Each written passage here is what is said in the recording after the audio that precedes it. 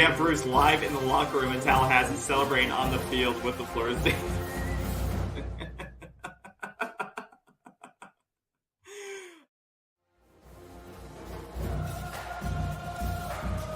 NC State, 27 straight points for Clemson tonight. Like you said, you're not going to win games like that. It can't happen. And I don't know why. Like, we were able to run the ball so well in the first half, especially to the left side, and then all of a sudden we started to abandon it. And like I said, there is some inconsistency.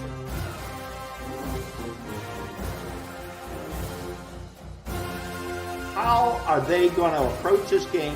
How are they going to beat this Florida State team? Well, we're going to break you guys. Okay, that's it. The show's over. In the story, we're going to break you guys. Look, and I'm joking, but it's true.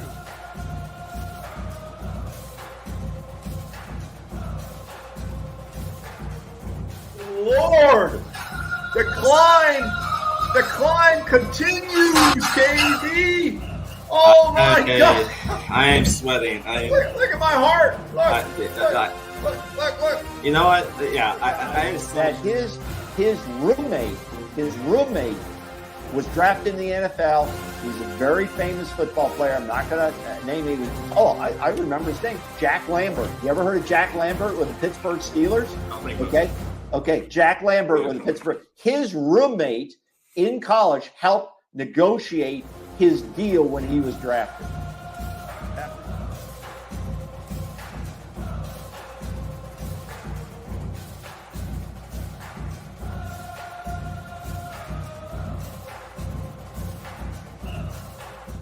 All right, we are back with a live post-game reaction coming off a massive victory for Florida State. So welcome back. Happy Saturday, everyone. Florida State takes down Clemson in Death Valley 31-24 in overtime, which is coincidentally the last time Florida State beat Clemson was in overtime off I think it was Carlos Williams run.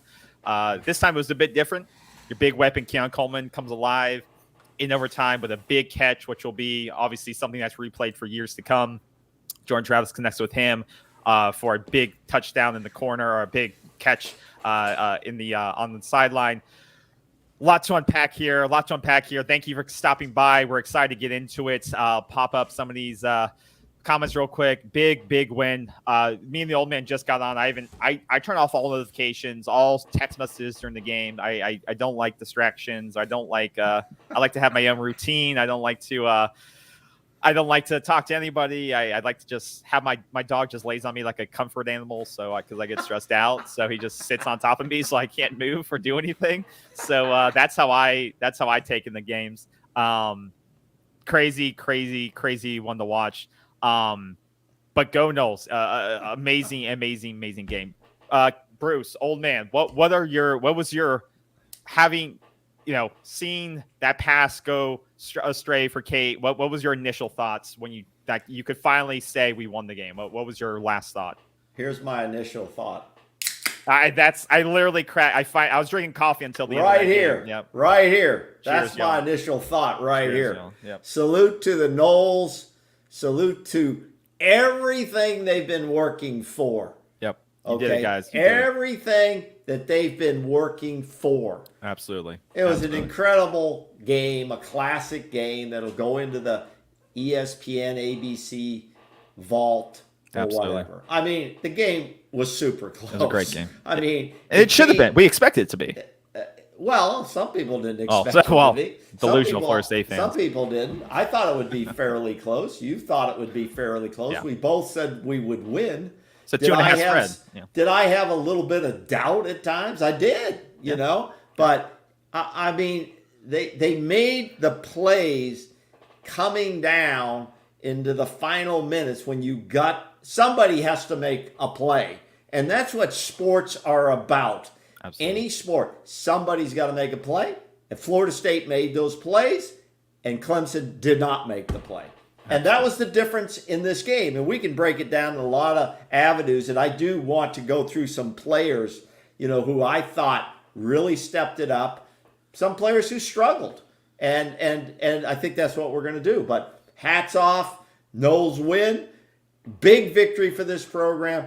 Big victory for Mike Norvell. And a big victory for this team and the Cinderella year they're pursuing. Absolutely. And I got the victory glasses on. Yes, the streak is over. Florida State, Mike Norvell can now check the Clemson tick or whatever you want to say off his back. He's finally beat them. He can put that on his resume for as a Florida State coach. And like you said, there's a lot of things that, those negative thoughts. I was basically very stoic during most of this game. I was like, here we go. But the big thing was they stayed in it. They made plays when they needed to. They stayed neck and neck with Clemson. It didn't start pretty, right? But Florida State stuck in it. The defense did their job when they needed to step up. The offense did its job when they needed to step up. And they both came together at the right moment, which was overtime. They both did their jobs. Jordan Travis in the offense gets their quick score. Defense comes on the field, gets a 4-and-out or a 3-and-out, and then it comes up big on 4th down. And that's what you need to do win big games. It doesn't have to always be pretty. But the spread was 2.5 points. The spread was 2.5, 2 points, and you did it. You won it. It was good. It's incredible. Great, great game. I'll pull up the box score here real quick just so we can see. But I'm just looking at Twitter too because I wasn't checking that. But I think this tweet basically summarizes how people. This game was. It was that type of game. Yeah, it was. I think there's going to be, and we'll be all over the place here, and that's okay because I've got a lot of random thoughts. I actually sat and watched the game, and I didn't take any notes, to be honest with you. I figure, we can figure out I know what I want to say, but I didn't write down specific things. Yeah. Hey, Liz Martina, way to go, Noles. Yeah. Sir Galahad, who won? I think you know, sir. I think we can kind of break this game down a little bit. But, isn't it interesting that the guy who has some of the least experience in the FSU program really wins the game? Yeah. And I'm not talking about, he comes up with a big play that obviously was distributed by Jordan Travis, who's been in the program the longest, to the guy with the most inexperience in terms of being in the FSU program. Keon Coleman came up with a play that will be on ESPN. That catch is a pro catch. Absolutely. Johnny Wilson had a big day. Johnny Wilson stood up today. Especially in the fourth quarter. A big day. Yeah. So, there's other thoughts. I won't. You give me your thoughts too. But It came down to this. It came down in a way to this kicker that Clemson took off the street. He was enrolled, and I think that should be checked out too. Online courses. He was enrolled in online courses. I wonder how quickly. I'd love to. That should be checked out. You know what? A guy should not be able to walk on the field unless it's checked out and sanctioned by the NCAA. They don't let anybody else walk on the field. I think it probably was like an online Clemson program. That's why. Yeah, I don't think it was how many hours do you have to be enrolled in to be eligible? It used to be like 12 hours. I don't know. Okay, it doesn't matter. The guy had an opportunity to be freaking Cinderella. Yeah, that guy would have been a legend forever. Oh my God. Legend. And that guy. And he missed. But talking about kickers, our kicker did his job. Once again, Ryan Fitzgerald is now 5 for 5 on the year in kicks. He hit his that was a 49-yarder when he came up. When they asked him to make the play, he made the kick when he was asked to, and he's done his job all year. So kudos to Ryan for being consistent on the year, coming back strong this season so far, and doing his job as a kicker, right? Clemson, they had to go find a guy off the street, literally had to go find a guy, bring him in this week. As we heard all the announcers say, repeat it 100 times, how this would be a great Cinderella story for Clemson. That guy shanks it. Our kicker does his job. Incredible. And you come out with the win in overtime. And to your point, what you brought up with Johnny Wilson, once again, he had his moments with the dropsies, but he also made some big plays, especially the fourth quarter. Like that. He only had one drop that bothered me. Yeah, it would have been a first down, I think it would have been. That kind of bothered me. It was a little bit contested. But he made some Johnny big catches. Wilson had pretty good day. That full extension catch was great during that fourth quarter drive at the end, which we could have potentially won the game on that. But he made some big plays, 94 yards, 5 catches. He had a big day. Once again, you said Keon had a big day with 2 touchdowns. Your 2 big transfer receivers.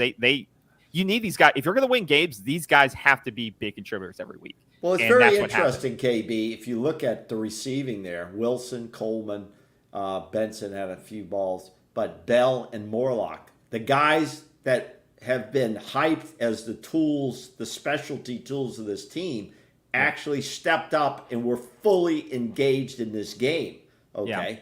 Yeah. Fully engaged. I was a little surprised that there weren't receivers running a little bit more open, I mean, a lot of Johnny Wilson's targets were on the sideline. He was squeezed between the defender and the sideline, which is a defender. The sideline is a defender. And it was and he was getting, Clemson was playing very physical. I do think they have good defensive backs. I think, the numbers they put up, I think Clemson does have very good defensive backs. I was a little surprised we didn't work the middle of the field a little bit more. I did too. I was too. A little surprised we didn't look I think Kyle Morlock got a ball or 2 in the middle of the field, but I'm very surprised we didn't try to work the middle of the field a little bit more. Maybe it wasn't open. Once again, we're only seeing select angles. But like you said, I felt like we were trying to force the sidelining a lot. They are super physical with us. They're pressing up. They're pushing Johnny. And they were getting away. They could have been getting away with some things. And like you saw, they pushed Johnny out of bounds that one time and finally got called.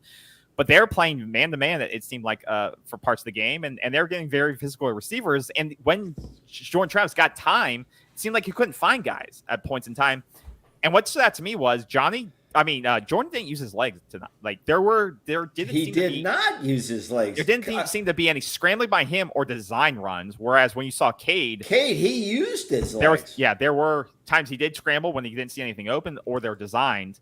So that was interesting. But that seems to be a trend with this team right now. But the feedback on that, KB, would be, well, if Jordan Travis has got a hurt wing, right? He's got a hurt wing, then we don't want him out there running around unless he really needs to make a play with his legs. So yes, I think that's probably some of the thinking on that. Yeah. I got to be. We're mixing it up. We're throwing darts everywhere. I don't think, and you can pull up the rushing stats. I don't think the offensive line performed above average today. I think Jordan Travis was under a lot of pressure today. Yeah. A lot of pressure. And if anybody wants to debate that, please bring it on. I thought the line was porous. First of all, how many rushing yards did we have for the whole game? So we had 15, 25, 30 yards? Not many. That's what was so the we had the offense? rushing yard we had was sorry, I'm pulling it up here. That's 22 crazy. Net rushing. We had 22 yards net against a Clemson team that most people thought was suspect. Okay. With not one of their better defensive lines. Yeah, they had a couple of good linebackers. But 22 yards, and you end up winning this game. Yeah. That's sneaking out of the stadium with this victory. I'm not degrading the victory, but 22 yards has to be the lowest rushing we've had in a while, probably. LSU was tough, but not 22 yards. That was tough. Running was definitely tough today, to your point. But I think what do you blame that on? Do you give all credit to But look Clemson? at the comment. Look at the comment by Michael. There's a lot of interesting strategy. People are saying the running game was bad, but rewatch how many runs FSU was going into 5 linemen into 7 men in the box. They were stacking the box against us, and they were daring us, I think. Jordan Travis has the option to opt out of it. Yeah. That's what they were saying on TV. He's been given the responsibility. You see that many men in the box like they do in the end, then you opt out of it. Call zebra right, and throw a pass. That's what surprised me.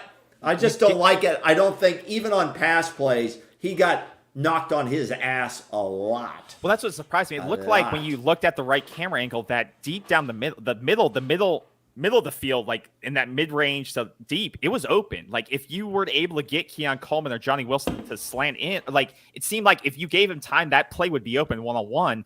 But like you said, they're stacking the box and they were they were willing to do those man-to-man matchups on the edges, and we didn't exploit them until you saw that at the end, really. And in the fourth quarter, you started to see that kind of be open and guys make plays. But I think they were daring us to do it, run into the box with 7 guys, to Michael's point, and we couldn't do it effectively, and we really didn't get the pass game going as effectively with our playmakers on the edges until late in the game. Okay, so I think to that point, and Travis was a little bit off. He underthrew some balls early. He underthrew some balls. That's fair. Some were overthrown on the sideline, so it was a rhythm thing, I'd too. Yeah, it could be. That's a fair comment, but I want to say I thought the line. Now I will say this: I thought they were average today. However, when we needed a play, they were in it long enough to give Travis enough time to get the ball downfield. Absolutely. But he took a lot of hits today. But overall, I didn't think they had one of their better performances. I just don't think they're a superior line of dominance. I don't think we need to say that. I'm not being negative about it, but they made the plays all together on offense when they needed to do it. Okay, I think Byers was in a blender today. Byers was struggling with his matchup, and I mean, who he was going up against is a really, really good player.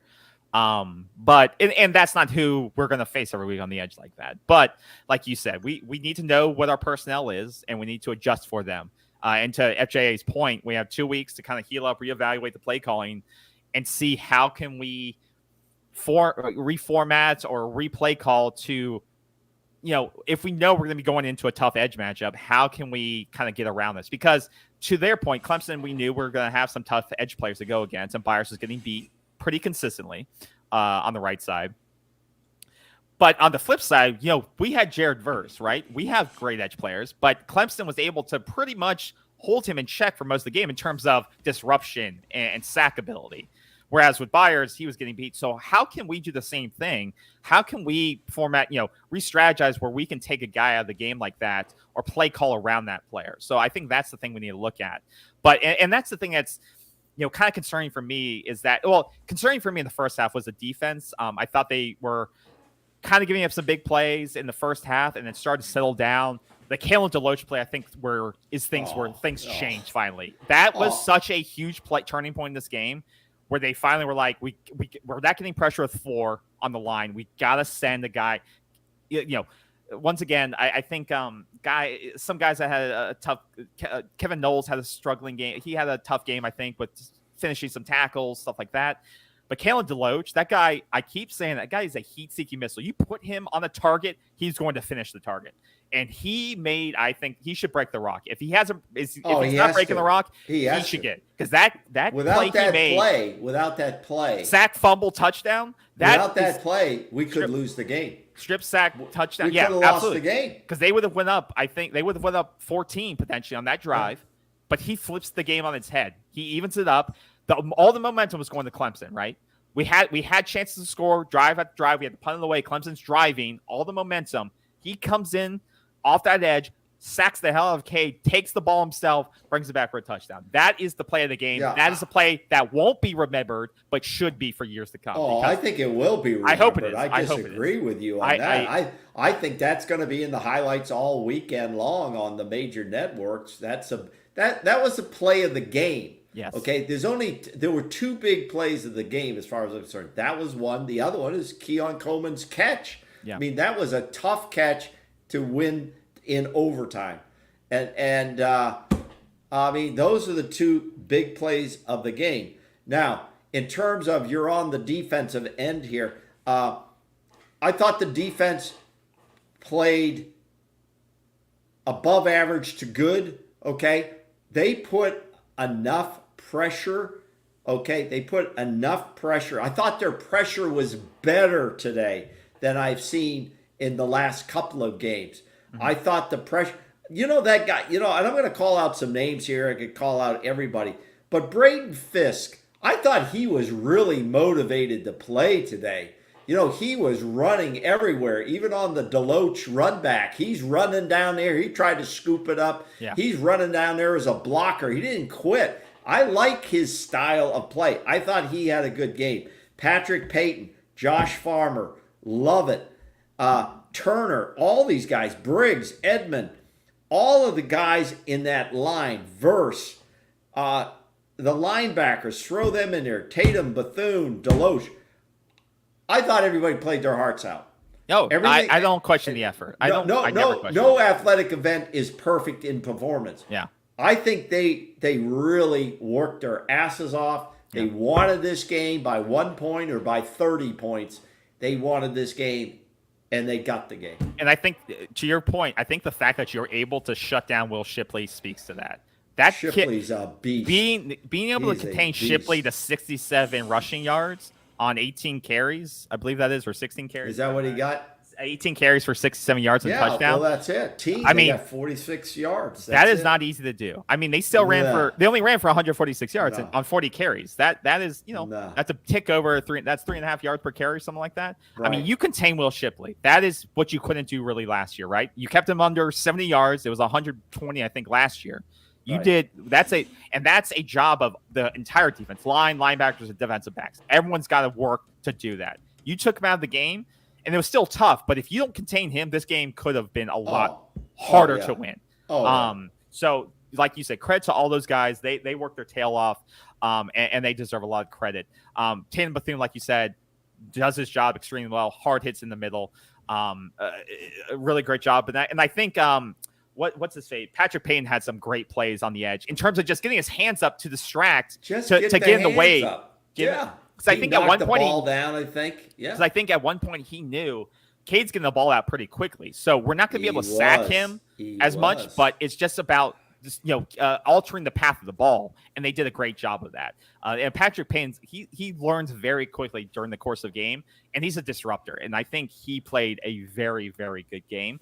And I think early on, Fabian Levitt made some plays that were impactful in terms, but they all did, because that middle, outside of that one big run by Moffitt for 46, that was a big one. That was a big run. But outside of that one explosive play, you weren't giving up any big plays to the run game. So really a big credit to the defensive line, those linebackers. I want you to pull up the stat about third downs, for both teams. Third down efficiency.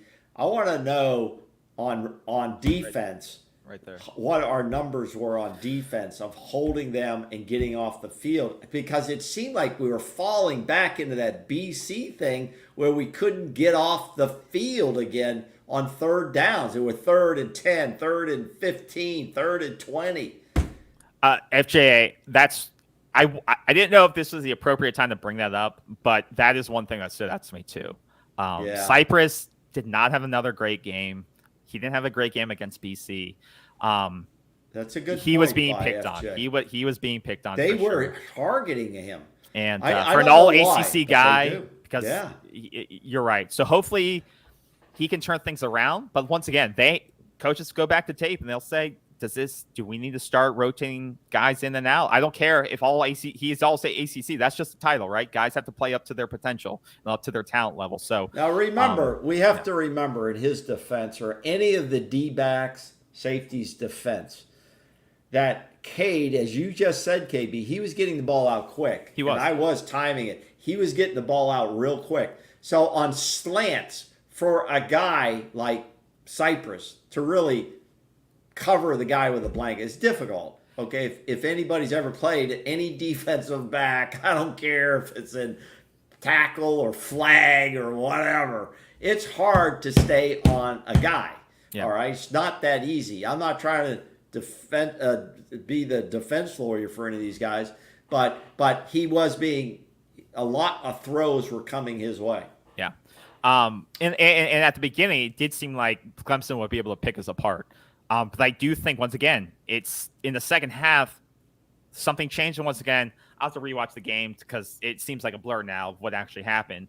But things started to come together again in the second half. You were able to make some plays. Once again, you're able to get them off the field. Once again, you only gave up 24 points. That's against a very talented Clemson team. Well, who was missing some players. People haven't been saying that they're talented, but they are. But they are. Like they are. Well, you and I know that. It's like saying Miami and Florida. They've got a lot of good athletes. Let's not fool ourselves. Yeah. Clemson has a lot of good athletes. Okay, They have 5 stars and high Okay. 4 stars all So- over the field. Like you're Yeah. not playing against trash. Let's look at this third. Let's look at this third down because I always like this third down stuff. We were 4 of 13. Yeah. That's not good. Okay. You know why? Over what we thought was not a domineering Clemson defense. We were 4 of 13. You know why? Because most of them were 3rd and 10s. Yeah. I guarantee if you go back, our average on third down is probably 3rd and 8, 3rd and 10. And we were throwing these long passes to complete. Yes. You know, that one last series, remember in the final 5 minutes, we threw one long pass to Johnny down the sideline, didn't go. Then we threw another one down, and that was 3rd down. Yeah. We didn't get it. Yeah. Okay. Clemson was 6 of 14. So they were a little under, they were about 40-some% of our defense getting off the field. So acceptable to win. But, you know. Absolutely. No, I think, once again, the offense, it seems to be, it still doesn't seem to be clicking like it did against LSU. And it seems, I don't know if it's still kind of a mesh period for the like to figure out like what's the best way. It seemed, like you said, on first down or second down in 5 or 7, they're throwing like a 25-yard bomb down the sideline. I'm like, well, it seems like it's more complicated than it needs to be. That's what my thought was. During the game. I don't know. It's like, why are we throwing these long sideline passes to Johnny Williams when we could take a slant down the middle? Keon Coleman can be his man. I feel like Keon Coleman can win a man-to-man battle. Why can't you do kind of something down the middle of the field for 7-10 yards or put Winston Rand? I just, it feels overly complicated to take these deep shots on 2nd and 7. But a little bit of that too, I guess some of these third down conversion numbers are that you really couldn't get the run game going today. It was tough sledding to get the run game going. And we went, like the comments said, they were stacking the box. They were hoping that you would either throw into the man coverage and see if you can beat them, or run right into the wall, and you know, you couldn't really get it going. So I was hoping, like we did last year. Remember that when Jordan Travis used to do like that run pass option, that was kind of like an extension of the play where he would like pull the ball and do that like last second pass. I was hoping that they would do some of that, just to try to extend the pass or the run game sideline to sideline and get his legs. But like you said, it could be that they're trying to preserve his health and not. I don't think they wanted to play with that. I think that was playing with fire. But 20 yards, 22 yards of rushing is horrible. Okay. And I'm going to say this. It's not negative. It's an analysis of what I see. And that is not a sign of dominance. Okay. That is not a sign of dominance over what is considered to be not a very very dominant Clemson team who is not in the top 25, KB. You can't deny what's out there. That's fact. They are not a top 25 team. Their categories nationally haven't looked great, and we weren't able to rush the ball, which takes me back to our offensive line is average. We've seen it in game after game. I'm not just doing it on one game. But no, I'm not going to debate it. I do think that we need to reevaluate how we run the ball at Florida State this year. But I do think that Clemson has a very good defensive line. It was going to be a tough game to run, but you have to run better than 1.1 yards per attempt. I definitely agree with you. Or you have to find plays to get guys. I mean, Trey Benson made an unbelievable catch down the sideline. That he twisted his body around, caught the ball down the sideline. Maybe you need to get him more involved in the passing game. I'm glad you brought that up, because despite his rushing yards and offensive rushing yards, every time he touched the ball, I thought he really battled for a yard. He battled for yards in this game. All right. And I know some people saying he's not hitting the hole fast enough and all this, but when he had the ball, he carried people with him. Yeah. He tried his best. I think some of that really showed up on tape, to be honest with you, for the next level. Trey. You put this guy behind the right line, I think he can carry his own. He's a banger. Absolutely. And like you said, I think the full effort was there. Everyone was trying to make plays. I think the full effort was there. Absolutely. It was 110% effort. So what does FJ say? The battered ball started blitzing more. Same thing happened at BC. I know they think they can pressure with 4, but we have not yet to see it. He's saying that we need to throw more defenders up front to create chaos, essentially. And I agree. I have not seen the 4 down man pressure yet in terms of creating chaos in the backfield. I think they can. I think they can stop the run more consistently with 4-man, but I do not think that they can consistently get to the quarterback with 4. I have not seen FJ, just like you're saying. So I think when you send Deloach, when you send an additional 5th man on the edge or Tatum, like you're going, that's when it comes. But I have not seen, to your point, the 4-man pressure coming, and I think that's where they'll take these. This week and readjust and figure out, do we need to change up how we're approaching these teams, especially as we go when we play Miami and when we, whoever our next opponent is, and we go ahead. And let's point out a couple of guys that never get pointed out, and that is Alex Mastromano, our punter, who had another exceptional game. This guy's very steady. He's going to get a big look at the next level. Okay, at the next level, and that one punt that we were able to down at like the 2-yard line in Clemson, huge. That was huge. That was huge. So Alex Mastromano, big salute out to you, sir.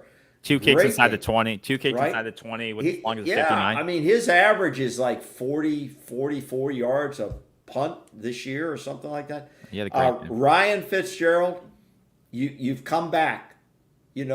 You've come back. You've got confidence. You're kicking the ball well. I thought it might come down to you, Ryan.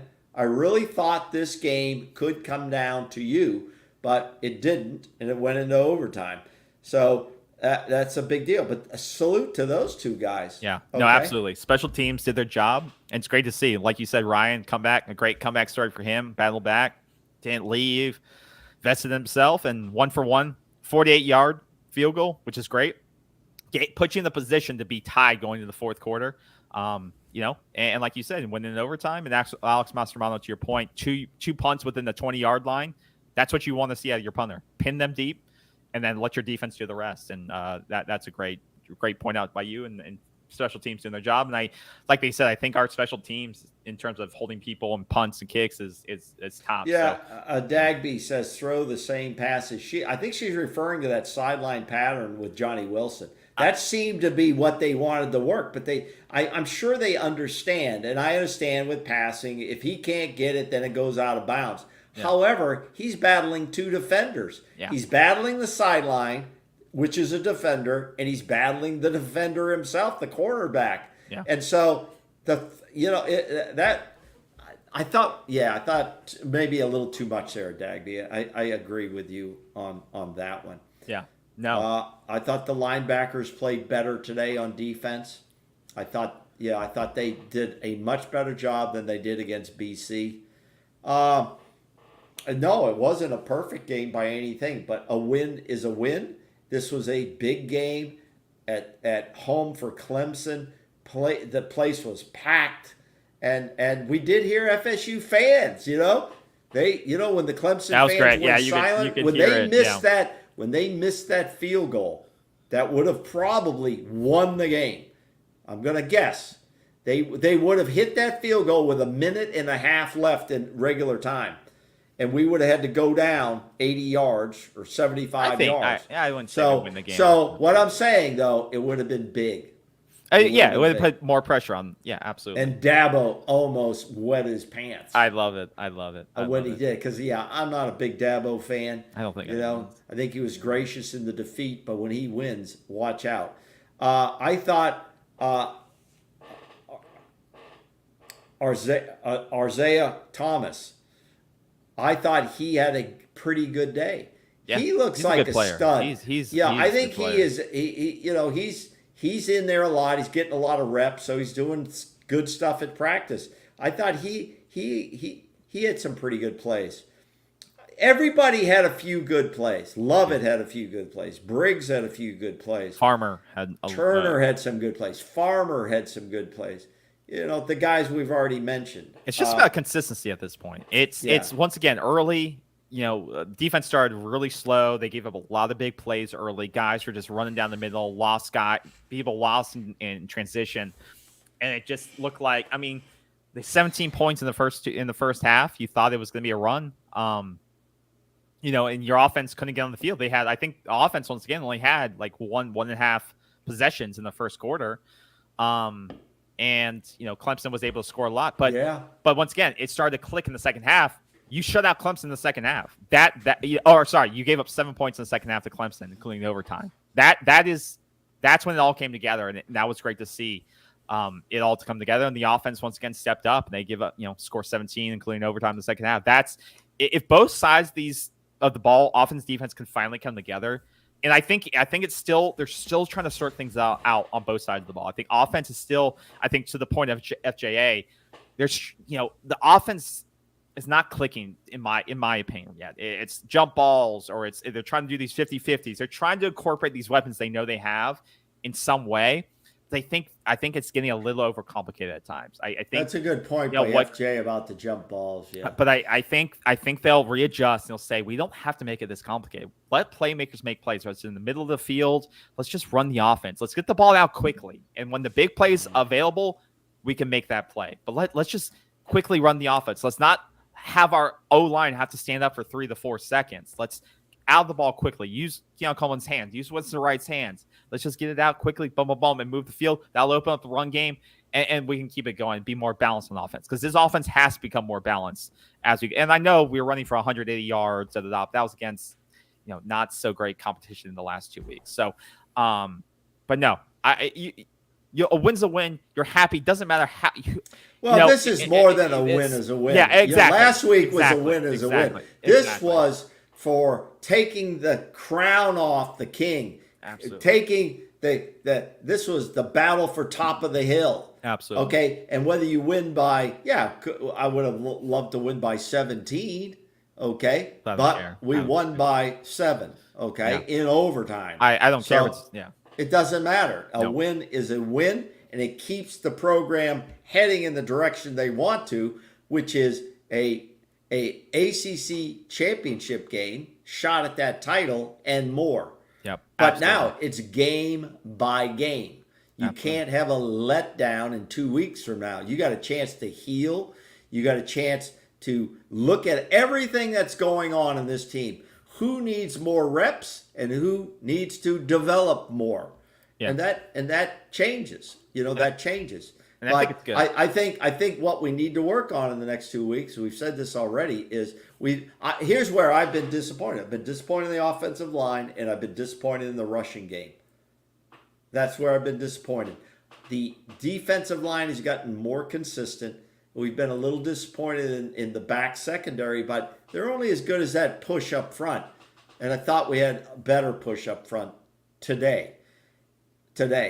And some of the camera angles, I saw Braden Fisk just busting through the middle, throwing guys around. I thought that was impressive, know? I think, once again, this break's coming at a good time in terms of you've seen 4 games. You can see what the trends are. You can see what's working against Florida State in terms of, what you're giving up on defense, what's not working on offense. And I think you have enough personnel now that you can make adjustments. You can kind of rewrite some plays. And I think it's good. It's a good time, and coming off a win is even better because so far you've been able to overcome your mistakes and still win. Imagine if you can clean things up, what you can do now going into the back half, the next 3 quarters of the season. So once again, you can always clean things up. And if you're not cleaning things up, you're not getting better, right? But you go into a hostile environment when the toughest. This was Clemson had won 40 straight home games up until the last game of last season against USC. South Carolina knocked them off. But this is a team that had won their last 40 out of 41 games at home, and you just did it again. So great win by Florida State. Great game by Mike Norvell, Matt Fuller, and the whole coaching staff of Alex Atkins and co.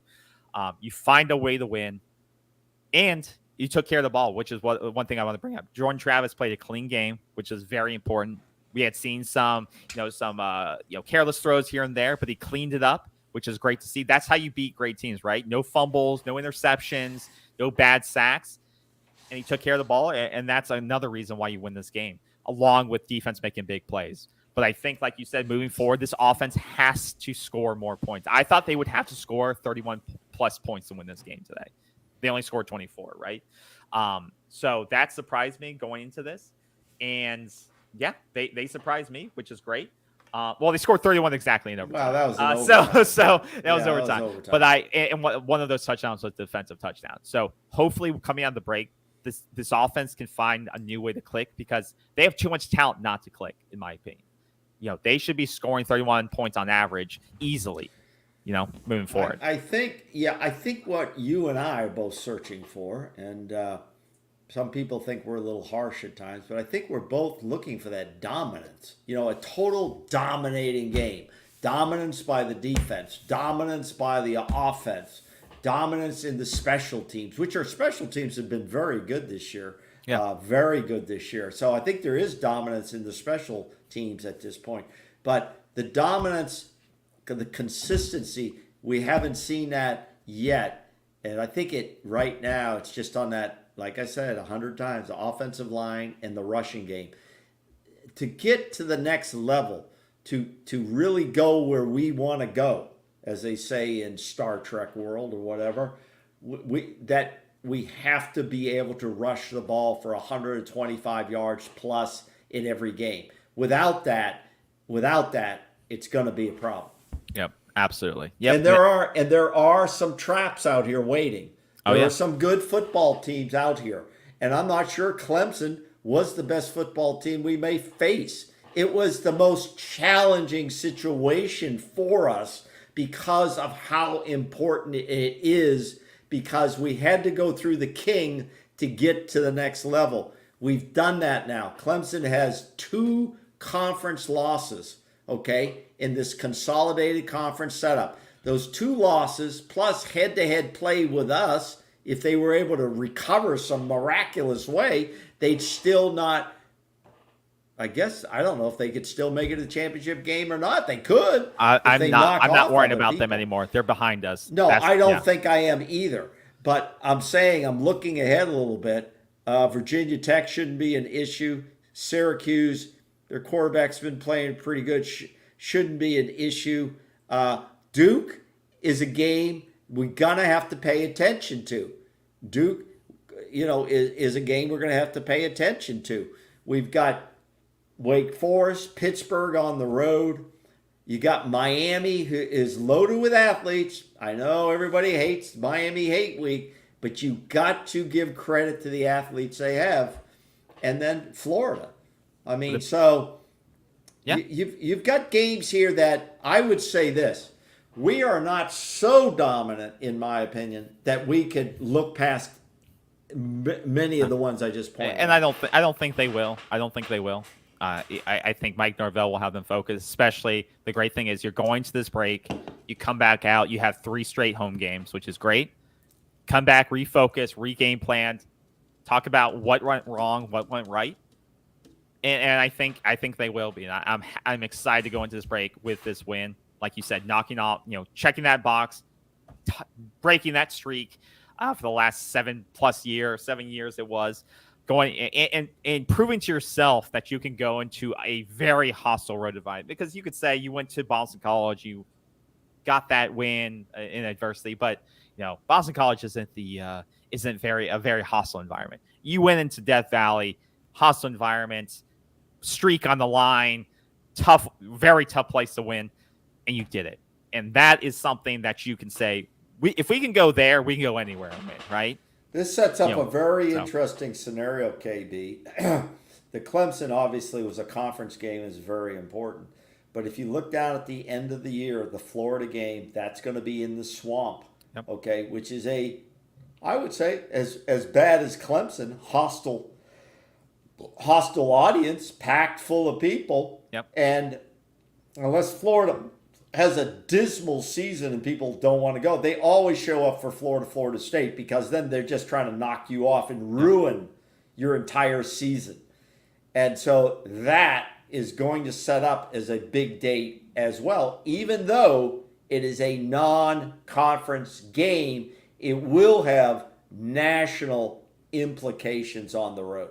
Absolutely. So yeah. B. Riley says last year we lost these games. Hard to expect us to go from losing to dominating in a single off season. Any thoughts there? Since you said you want dominating. Well, I think this team's been hyped, B. Riley, as a dominating team. We're ranked number 3 or 4 now, and we'll hold on to that. I don't think we're going to jump up. We may jump to 3 in both polls, But I think when you're ranked number 3, when I say that, I think at number 3, I'm thinking more of a dominating type team. You're in the top 5 in the country. You're talking all types of teams that are out there. And I don't think you can survive in a playoff if you're not rushing the football for 125 to 150 yards, average a game. To me, that shows a weakness that must be dealt with. Now, it may be our offensive line. This is what it is. And some games we'll have some we won't. But it's not dominating, and I assign it to the offensive line. I don't assign it to the backs we have. I assign it to the responsibility of the offensive line. So, whatever you want to say, we can't go. You're saying we can't go in 1 year to dominating. Well, you're number 3 in the polls. That they expect you to be dominating people, not squeaking by everybody. Because you know what? If we squeak by everybody, I'm kind of wondering, you could be number 5 looking at number 4. Yeah. And not get in. Okay? Yep. That's how it could be. Because they're looking for dominating performance. How many times have we said, KB, in a game, well, they're going to have to blow this team up?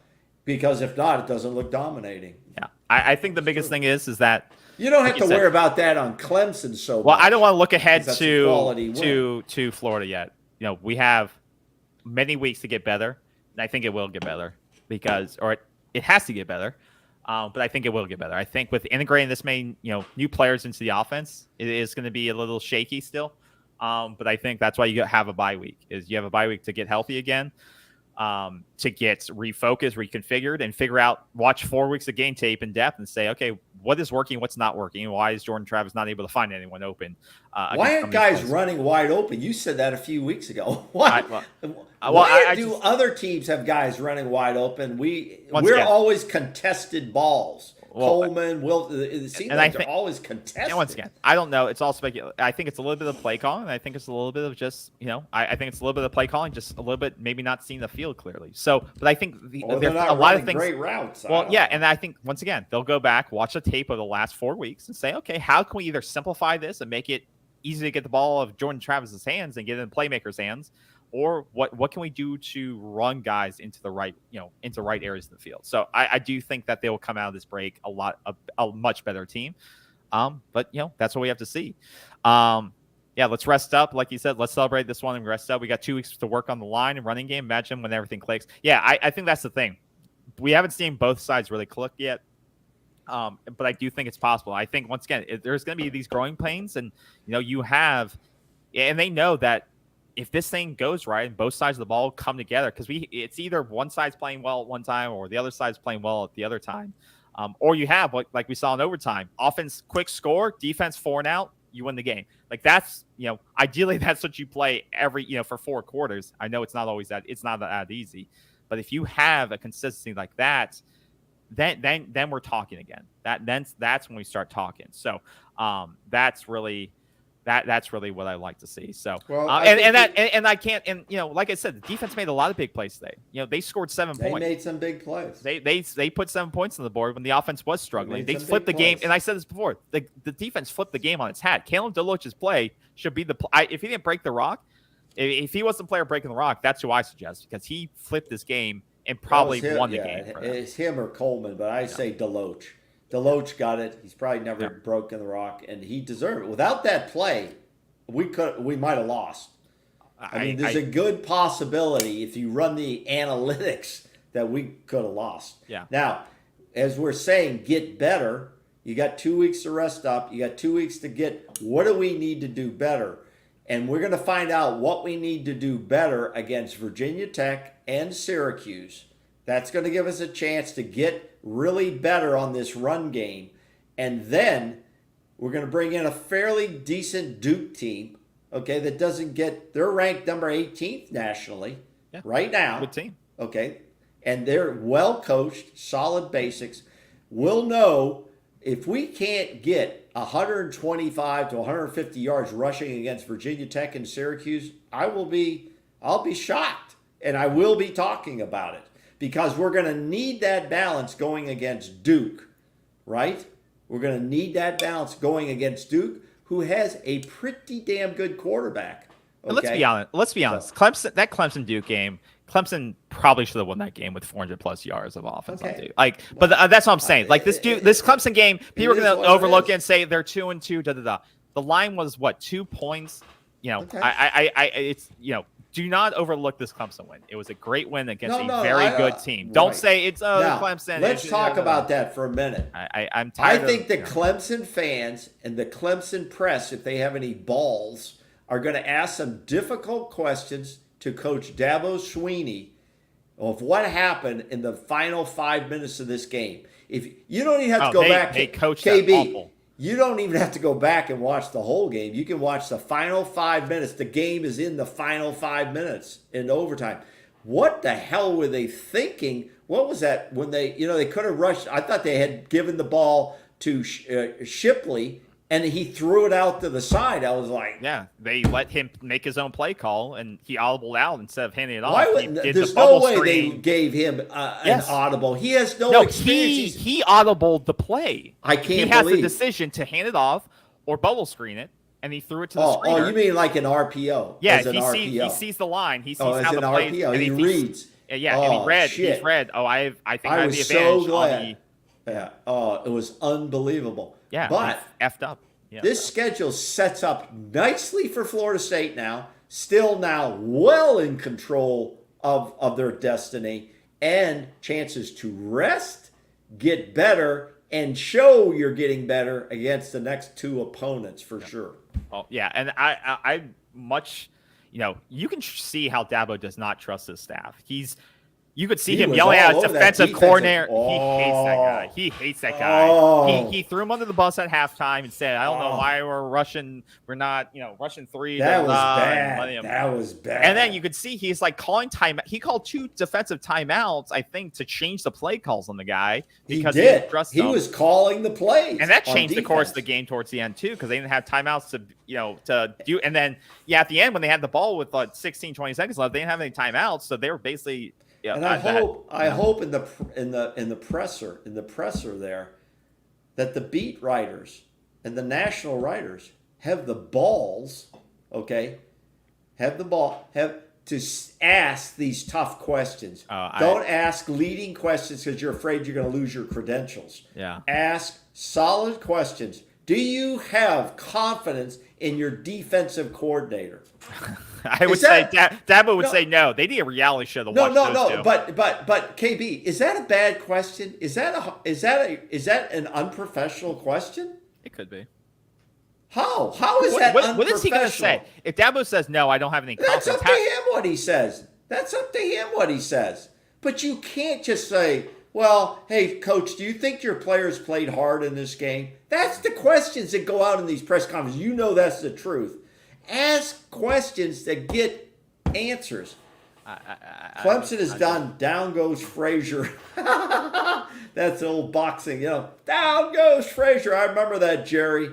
Jerry, that was a great call. Who was that? Was that Howard Cosell? Down goes Frazier. Down goes Frazier. That's a great call. Right. I don't know if Clemson's done, but now this thing about the portal, starts cut. I told you they'd talk about it on TV. They did. They said, well, he's kind of shied away from the portal. I don't know. Maybe he's going to change his mind. But how does a program like Clemson, they have a kicking game that's horrible. They were so bad they had to call up a guy who's in correspondence courses. But look at the kicker they had was a highly recruited kid. He just can't kick anymore. He was. So that's the thing. It's probably a mental thing. That's what I'm saying. It's like you can't just pluck a kickers are a special breed. You can't just pick them from anywhere because you don't know what's going to happen when they get up to the tee box to kick. Like you don't know what's going to happen. So that's part of the. Cade Klubnik, he had a fairly decent game. I thought he played very good. I thought he played very well. I mean, he was, like I said, he was finding the open man. He used his legs. but then, when they finally started to get in his face, and like I said, with Peyton put his long arms up and made him readjust the ball, like that's when they started to get smart, and then gets hands in his face. If you aren't going to sack him, putting arms in his face and make him redirect the balls was the best thing they could do. So, but hats off to Jordan Travis now. Yes, because Jordan he Travis was playing hurt. He was playing hurt. Jordan Travis and played the hell. Thank God, if the injured wing had been his air arm, he wouldn't have been playing. He couldn't have played. No, I'm telling you, because he was carrying that arm down anytime he didn't have to lift it. And that's what we do. He took some hard hits in this. He took some shots, and they knew it. See, they knew he had problems, and they came after him. Not bad hits. They came after him to punish him, to make him pay. And I think that was tough on him. But I do think he stood up there, man.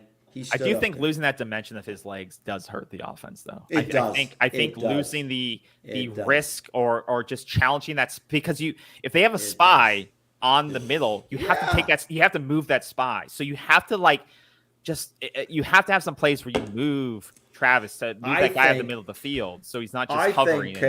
I think their defensive staff and coordinator, when they briefed Dabo about the game plan, was, listen, we think he's hurt. We don't think they're going to run him that much. Okay, he may instinctively try a few runs, but they're not going to call plays for him to run. Yeah. And I think even Travis knows, I didn't want to run much. Yeah. Because I'm going to get slammed enough. And so I think Clemson's defense kind of knew that, and they were able to build a strategy around that. Yeah. And speaking of Clemson's defense, I mean, they got some linebackers that can run with some. I mean, that I forget what his name was, but that linebacker that could run with Bell down the sideline. Joyner. Is that his name? Oh, he's good. Oh, Trotter. No, Trotter's Jeremiah good. Trotter. I don't know if it was him. Trotter's There was another guy. There's another guy. I think it was Carter, but Xavier Thomas is good. But Carter, the speed. I mean, that is some of that. I love Tatum. I love Bethune. I love Bethune and Deloge. But the speed of them be able to keep at the sideline with the guys like Bell, I mean, those are different makers in the defense. And like I said, that's what I'm talking about. You may not be ranked, but they have some talented linebackers, defensive end line, and that makes a big difference. You have linebackers that can match up with a running back or a speedy tight end like that and keep up with them down the sideline. That is quality. But that's what I'm saying. That's what this team needs more of is linebacker depth that can do that can keep up with a running back, and it's not easy to find those guys, but they are able to shut down some, like the production of Bell somewhat, because those linebackers could take him on and put a hand in his face. So they made it hard on us. But once again, just to wrap this up, Florida State finds a way to win. The point spread was only 2 points. Once again, everyone who wasn't an FSU fanboy knew that this was going to be a tough game. Everyone who didn't, isn't just going to say, all 100% positive things about Florida State, knew this was going to be a tough battle, right? Of two very good teams. And they knew there was going to be a battle to the edge. And Florida State did what they need to do. They went into overtime. Defense, offense, Keon Coleman to Jordan Travis to Keon Coleman. Step up, big catch, great pass. That's the thing. That's the type of pass that we need to see more of Jordan Travis. Puts in the right place for his receiver to get. And the guy makes the play for him. And the two stars stood up in the wide receiver room, Wilson and Keon Coleman. Keon Coleman. And then the defense does what they need. Yeah. They make tackles in the open field. Patrick Payne gets hands in his face. I don't know. Akeem Dent didn't play. Akeem Dent didn't play at all. That's a big loss. Yeah. But once again, both sides came together. They closed them out in overtime. Doesn't prolong that process, and you win the game. So credit to Florida State, both ends of the ball. They did what they need to do. And you come out with a win. That's all that matters. So we get a bye week upcoming. Rest, recuperate, adjust, and get better. And then you go in and you play Virginia Tech in 2 weeks, which, once again, you get that at home. You get 3 straight home games, so enjoy that if you're in the area or you're traveling for it. This team holds their destiny. They control their destiny. Yep. And you can only, in my eyes, you can only get better. This team can only get better. I think we haven't seen our best football yet, so that's what excites me. So we great win by the Noles. We get a monkey off our back, and now we can get better and keep moving. All right, who's your MVP? Who's breaking the rock for you? For me, Yep. I would say Deloach. I think it was the play of the game. I agree. I mean, think that for me, Deloach made the play of the game that turned momentum, steadily turned the momentum, and without it, I don't know what the outcome might be. It was that close of a game. This game was back and forth, and the Noles responded when they had to. They responded under adversity, as Coach Norvell likes to say. Yep. Kevin Deloach breaks the rock. We don't know. We haven't seen it. I haven't looked on Twitter. You could probably find it on Twitter. And, I can look it up now. No, I don't. Wait. Let's do it. Let's see if we're right or wrong. If I can find it real quick. I got it up on Twitter. I'm trying to find. Here's some Twitter stuff we'll go through real quick. Keon Coleman says, if they don't double me, they can't cover me. I think that's probably true. Keon Coleman is definitely going to go high. Oh, yeah. In the NFL draft. If you put him with a very good quarterback, you can't touch him. He is a player. Let's go through this. Wait a minute. Let's look. I don't think they broke Jordan Travis made history today, which we saw. Yep. He went past Chris Weinke for being involved in the most touchdowns, 82. Blah blah blah blah blah blah blah blah. Or say gives his first conference home loss since 2016. Yeah, I don't see the Rock yet. They haven't posted yet. The FSU official media hasn't put it out yet. They'll put it out in one of their. Oh videos. wait, here it is. Here it is. Yes, it's right here. Who is it? Kevin Deloach. It's got to be. Kalen Deloach. Yeah, Kalen Deloach. Look at this. Wow, what a special moment. Oh! Yeah.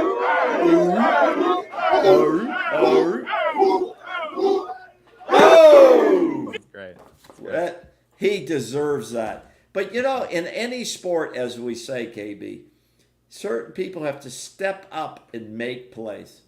Yeah, absolutely. Make a play. Kalen definitely did that. A key play in that game. And that's the thing. It takes one player to do one thing to flip the momentum, flip the game on its head. That was a big flipper. And that's what you have to tell a team of playmakers like this. Like, it doesn't matter when we call your number. When you come in, be ready to make a big play. And that's what Kalen did. I know he's on the field a lot, but you got to tell guys like that are waiting for the chance, whether it's Blake Nicholson, whether it's Darian Williamson, whoever it is, wherever they may be on the depth chart, you come in, be ready to make that big play because you can flip the script just like that. Because they went from everything on Clemson's momentum. They're about to drive, go up 14 points.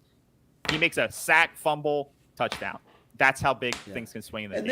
And you can always hear, his size or Tatum Bethune, the size for the next level. But you can't measure their desire. You can't measure how hard they work. Yep. And these guys, I think they have, a shot at the next level, to make a team. And they can make it on a special teams play.